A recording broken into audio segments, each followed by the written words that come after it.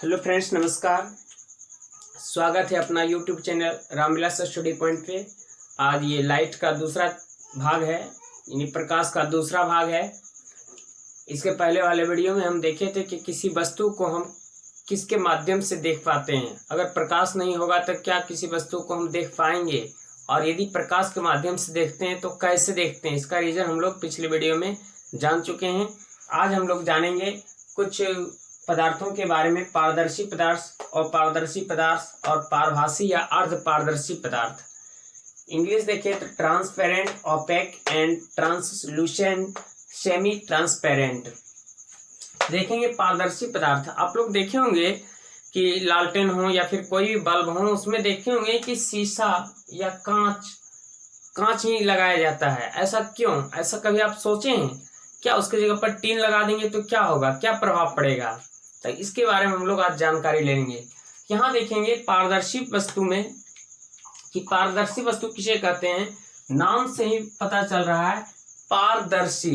पार मतलब कि आर पार, दर्शी मतलब देखना, यानी कि वैसी वस्तु जिससे कि प्रकाश जो है आर पार दिख जाए, आर पार हो जाए, वैसे वस्तु को हम क्या कहेंगे? पारदर्शी वस्तु या ट्रांसपेरेंट ये थिंग्स, यानी कि जिस वस्तु से प्रकाश आर पार हो जाती है पारदर्शी वस्तु कहलाती है। जैसे कि शीशा को देखे होंगे कि ये कहीं लैंप है, लैंप के चारों ओर क्या लगा रहता है? शीशा लगा रहता है। इसका कारण क्या है कि लैंप से बाहर भी प्रकाश जा सके, आर पार हो सके। शीशा हो गया, कांच हो गया, हवा हो गया, साफ पानी हो गया, ये सब या और सभी एक्सेट्रा कई चीज हैं पारदर्शी वस्तु। तो हमें ऐसा लग रहा है कि पारदर्शी वस्तु आप समझ गए होंगे कि वैसा वस्तु जिससे कि प्रकाश आर पार हो सके उसे हम पारदर्शी पदार्थ या वस्तु कहते हैं। और पारदर्शी वस्तु के बारे में जाने, ओपेक वस्तु के बारे में कि जिस वस्तु से, देखिए विज्ञान की भाषा में जिसमें अ लग जाता है, अ का अर्थ होता है नहीं, यानी कि वैसा वस्तु जिससे कि प्रकाश आर पार नहीं दिखाई दे, जिससे कि वस्तु प्रकाश जिस वस्तु से प्रकाश बिल्कुल आर पार नहीं होती हो, बिल्कुल आर पार दिखाई नहीं पड़ता है, वैसे वस्तु को हम लोग कहते हैं अपारदर्शी वस्तु। जैसे कि टीन हो गया, दीवार हो गया, कुर्सी हो गया, डेस्क हो गया, किताब हो गया। आप देखोगे कि किसी घर में बल्ब जलाते हैं और दीवार रहता है, क्या दीवार के उस पार प्रकाश जाती है? जी नहीं। यही अगर शीशा का दीवार लगा देंगे तो शीशा का दीवार पारदर्शी होता है तो पार हो जाएगा, लेकिन दीवार जनरली हम लोग ईंट का बनाते हैं, और यह जो है अपारदर्शी वस्तु है, यानी कि प्रकाश आर पार नहीं होगा। नेक्स्ट है आपका पारभासी वस्तु या अर्ध पारदर्शी वस्तु। तो देखिए अर्ध पारदर्शी यानी कि कुछ मात्रा में प्रकाश ये आर पार होता हो, कुछ नहीं होता हो। तो जिस वस्तु से प्रकाश स्पष्ट रूप से आर पार नहीं होता हो, स्पष्ट रूप से आर पार नहीं होता हो, इसका अर्थ हुआ कि कुछ तो पार होता हो लेकिन कुछ पार नहीं होता हो, पूर्ण रूप से पार नहीं हो सकती है। वैसे वस्तु को हम लोग पारभासी या अर्ध पारदर्शी वस्तु कहते हैं। जैसे कि चिकना कागज को अगर लालटेन है, लालटेन के चारों अगर बहुत ही चिकना कागज को आप ले लेंगे तो कुछ मात्रा में प्रकाश उस पार भी चली जाएगी। आपको बता दें, घिसा हुआ कांच है, उस पर जो है घिस दीजिए और उसके उस पार भी क्या होगा कि प्रकाश दिखाई देने लगेगा। या फिर भींगा हुआ कपड़ा, ये सब कैसा पदार्थ है?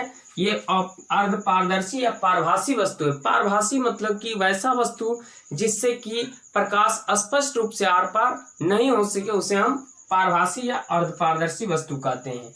अब हम एक फिगर के माध्यम से समझाना चाह रहे हैं, शायद नीचे आपको नहीं दिखता होगा। तो यहाँ देखिए, हम बनाने की कोशिश कर रहे हैं कि एक बच्चा है जो कि सूर्य को देखना चाहता है।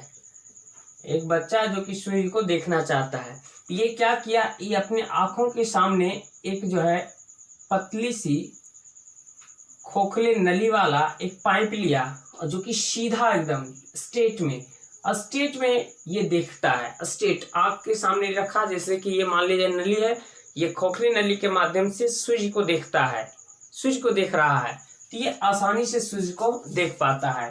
अब एक दूसरा बच्चा है जो कि ये भी सूर्य को देखना चाहता है, ये भी सूर्य को देखना चाहता है, ध्यान दीजिएगा, ये क्या किया कि इसी पाइप को लिया और ये क्या किया कि इस पाइप को टेढ़ा कर लिया, और टेढ़ा कर लिया तो इसे सूर्य दिखाई नहीं दिया। तो इससे यह स्पष्ट होती है, इससे क्या स्पष्ट होता है कि सूर्य की किसी भी, हम आपको बताएं कि किसी भी वस्तु को देखने के लिए हमें प्रकाश की आवश्यकता पड़ती है। और ये देखिए सीधा गमन कर रही थी हमारे आंखों से, ये जो है यहाँ प्रवेश किया, फिर ये उसी ओर जो है स्ट्रेट लाइन में ही प्रकाश गमन करती है, जबकि ये क्या कर दिया था, टेढ़ा कर दिया था, इससे सूर्य हमें दिखाई नहीं पड़ेगा। तो यहाँ लिखा हुआ है कि प्रकाश सीधी या सरल रेखा में हमेशा गमन करती है। तो कई कंपटीशन एग्जाम में 6, 7, 8 के सिलेबस से ही जुड़ा रहता है सभी। तो कई जगह पूछा गया है कि प्रकाश गमन करती है वृत्ताकार पथ में, टेढ़ी रेखा पर, या और कोई वर्तुलाकार पथ पर दे देगा, लेकिन हम जानते हैं एक सरल रेखीय रूप में प्रकाश जो है गमन करती है, एक सीधी रेखा में गमन करती है, हमेशा सीधी रूप से चलती है। और एक चीज और अभी तुरंत ही हम बता ही देते हैं कि जैसे कि ध्यान दीजिएगा, फिगर के माध्यम से हम बताना चाहते हैं आप लोगों को। जैसे देखिए, ये जो है कोई दर्पण है, दर्पण के बारे में विशेष रूप से जानकारी दिया जाएगा, आप लोग पेशेंस रखिएगा। देखिए, और ये कोई सूर्य है, कोई क्या एक ही सूर्य है, ये सूर्य है। सूर्य से जब प्रकाश इस किसी वस्तु पर पड़ती है, सूर्य से जो प्रकाश किसी वस्तु पर पड़ती है, तो ये जो है सूर्य से या फिर किसी भी प्रकाश स्रोत से किसी वस्तु पर जो आकर पड़ती है, उसको हम लोग कहते हैं आपतित किरण या इंसिडेंट रे, उसको कहते हैं आपतित किरण या इंसिडेंट रे। और इस प्रकाश इस पदार्थ से जब टकरा कर वापस लौटती है तो उसको कहते हैं हम लोग परावर्तित किरण, परावर्तित किरण या फिर रिफ्लेक्टिव रे। रे मतलब किरण। तो अभी आप लोगों को लग रहा होगा ये तो सब जानते हैं हम, थोड़ा सा पेशेंस रखिएगा, आपको आपतन का नियम, परावर्तन का नियम सब चीज बताया जाएगा। अभी बताए थे आपको कि 0 से हीरो तक पहुंचाएंगे, तभी 0 लेवल वाला बता रहे हैं। थोड़ा सा वीडियो आगे बढ़ते बढ़ते आपको सभी चीज की जानकारी दी जाएगी। आपतन कोण क्या होता है, परावर्तन कोण क्या होता है, अभिलंब क्या होता है, आपतन बिंदु क्या होता है, आपतन कोण परावर्तन कोण दोनों बराबर होते हैं, सभी चीज की जानकारी दी जाएगी। हमारे साथ लगातार बने रहिएगा। अभी सिर्फ जानेंगे आपतित किरण किसे कहते हैं। तो किसी प्रकाश स्रोत से आने वाली किरण को आपतित किरण, और उस किसी जिस प्रकाश स्रोत की जिस पदार्थ पर पड़ता है वहां से लौटने वाली किरण को हम लोग परावर्तित किरण कहते हैं, यानी लौटा देती है। तो आने वाली किरण आपतित और टकरा कर वापस जाने वाली किरण को परावर्तित किरण कहते हैं। अगले वीडियो में हम लोग जानेंगे छाया के बारे में, छाया क्या होता है। तो हमारे साथ लगातार जुड़े रहें। धन्यवाद।